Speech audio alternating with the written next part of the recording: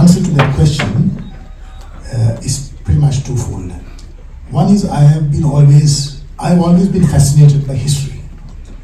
Not reading about it, I do read a lot, but recording it as I saw, because I thought I could clarify matters, modern history, by writing about it. And that gave me a great satisfaction. I can't quite explain why I did that. It's a complex emotion, impulse, but I kept writing. Even many of the things I've written are not published, but I kept writing because I loved history and I wanted to record it as I saw it. The reason I wrote, and I can only call it using a Sanskrit word, my Suya Dharma, self, you would call it a calling, this desire to write about history. I can't give you a proper rational explanation, some impulse that I've felt all my life. This particular book is again, came into being driven my love for history and recording history. And I find that the book does serve a few purposes. One is, in this day and age, when we are confronted with the question of migration, I believe this book will show that migrants, as Dr. Sadanandan pointed out, migrants can enrich the lives of host countries that they settle down in. And my 34 characters show that to be true. Particularly those who are uprooted, who have no other loyalties, find new countries a place where they can spend their energy, their resources and their commitment. So really Australia should be welcoming asylum seekers who would make great citizens, because they have left those countries, they've been uprooted, displaced, driven out, and they will come back here, and I'm sure many of them will do well, and that is what happened to the Tamil community. This book also serves to,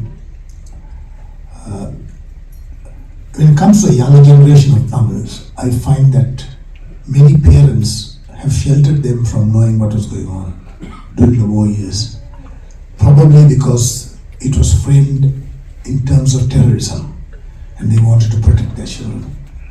It could be others who did not want anything to do with Sri Lanka at all. They just cut the whole country off. There are two of my subjects whose parents did not want to know anything more about Sri Lanka. So the children grew up in ignorance. It was only in their later life they wanted to know more, and they did a lot of research and found out for themselves. I'm hoping through the eyes of these 34 subjects, we can understand something of the history of what happened to us and what made us leave this country. So those have been my objectives, and I do hope that you can read it and get your children to read it. It's important that the next generation become familiar. Whether you like it or not, they are going to search for this, because they would like to know why they are here in this country, why their ancestors came down here. So in a truly multicultural society, I think we all have different histories, but we live in the same present, but we need to understand why we are here. And Australia rewards people who are open and frank. The greatest example is a play called Counting and Cracking, where Shaktidharan, a great-grandson of C. Sundarlingam, wrote about his own life and the role played by his father, great-grandfather. And it attracted so much of attention that the Arts Hub called it the best play in the 21st century, and it won numerous awards, including Premier League, both the New South Wales Premiers and the Victorian Premiers, and numerous other awards, because it was a story about Sri Lanka and Tamil people, displacement and all that, but it had a wide audience, it had a universal appeal.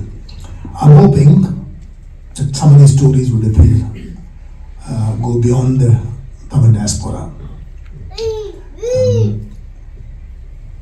In fact, I might read a couple of sections just to give you a sense of what this book is about.